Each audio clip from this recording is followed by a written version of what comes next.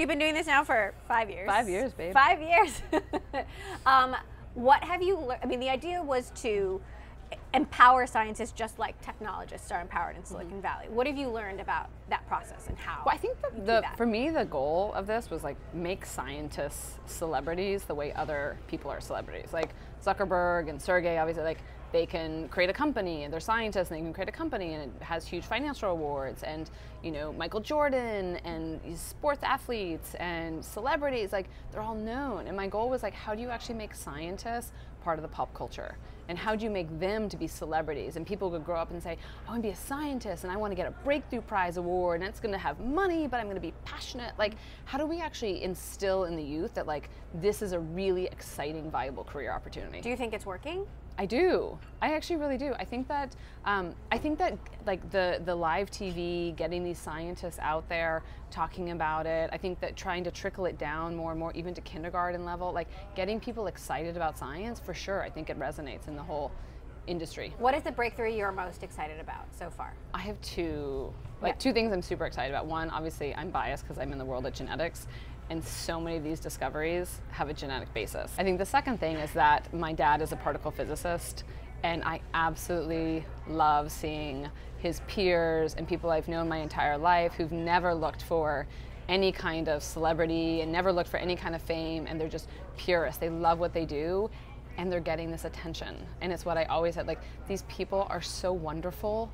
And to find someone who's so wonderful, who just cares about making discoveries about the world that's going to have an impact, and to honor them in this way, to me, is incredibly meaningful. It's one thing to be taking this on as private citizens and business leaders, but do you have any concerns that a Trump administration won't prioritize this kind of research, this kind of funding, this kind of innovation? For sure. I think it's definitely a concern that science is not going to be as prioritized, but I'm hopeful that by things like Breakthrough Prize and more efforts to educate the youth, that it doesn't matter what the government is actually saying as much, because I think that you'll instill this, you'll inspire individuals to actually start learning about and getting involved. And I think in some ways, like, that's where government matters, but it doesn't matter. Like, there's no government policy about basketball, but clearly we're all pretty into basketball. And my goal is to make it almost independent, get people to look around the world and feel so inspired and so excited that they're always asking questions and learning about it. What are your broader concerns and reflections on the election, given the industry that you work in, given that you know, we were this close to seeing a woman in the White House?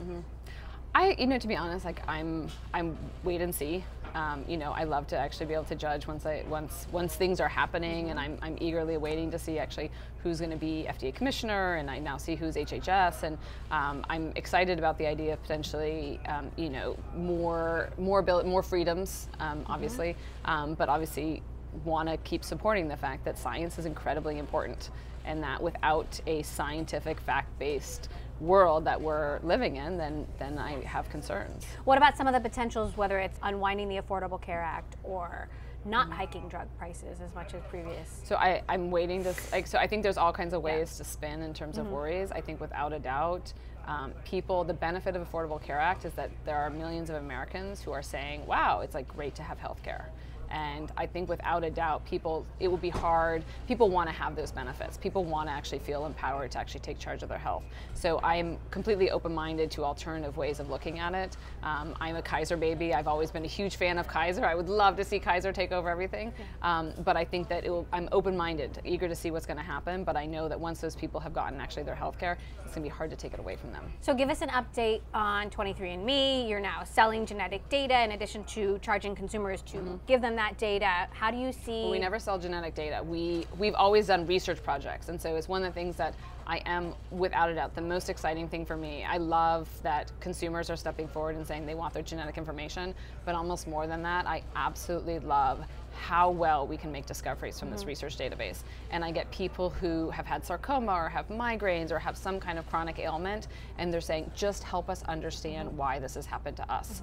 And the fact that we are actually able to so effectively leverage all of our customers who've come together, answer questions, and make really meaningful discoveries gives me actually a huge optimism about what we're going to be able to do in the future and how quickly we're going to be able to make meaningful discoveries. We do research projects. We never sell your individual level level data. Right, so so it's anonymized, obviously, but we never give the data. So what will happen is a pharma company potentially will come to us and say, we want to do a project looking at migraines in this population, and we'll do the analysis and we'll give them the results of the analysis. Yeah. So it's one of the things that we're really protective of, to make sure that people understand your individual level data. We're never selling your explicit data. We actually don't sell data. We're doing research projects with them, and the results of that research, we're trying to empower pharma companies to make discoveries faster with a genetic basis. And how about the drug discovery part of the research that you've been doing? What, can you give us an update on that?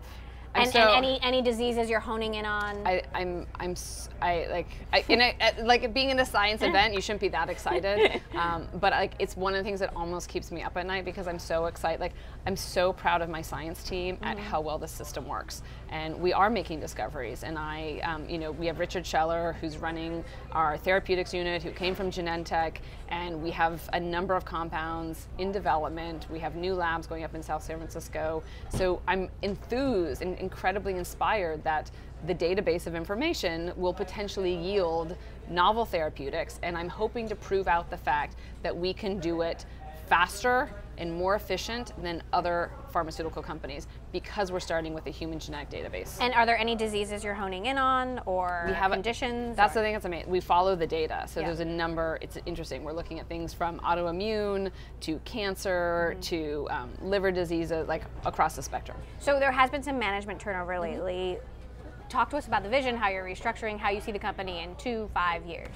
So one of the things I've learned over time is like we need to drive efficiency, and this is a fast, like it's only getting more competitive, it's only getting more exciting. So we've made management changes, in part because I just want to streamline decision making, and I want to get out there and be as effective as I can with the company. And I have a vision. I have a very, very clear vision about what I want to do. I want to make it happen. So I've had a great team. I'm super grateful to my team. Andy Page was an incredible president for me, built up a structure for me that now enables me to actually run with it. Last question on women in technology and leadership. It's a subject I'm passionate about, you're passionate about. Totally. Given that Hillary Clinton didn't make it to the White House, we're still struggling to get the numbers up in technology. Where do you see signs of progress, and where do you see the most work that really needs to be done? Is it a cultural shift? Is it more than that? Cultural shift. I think that there's, for every, to try to really make progress forward, you have to assume that there's going to be some kind of setback. So I am, without a doubt, wildly optimistic when I see kids today and I see this tech community and the support out there for women. And I realize there are pockets where you're not supported, and there's definitely industries, like I've gotten involved in real estate lately, like there are industries where there are not a lot of women. But without a doubt, the history's already set. Like, we know the direction things are going.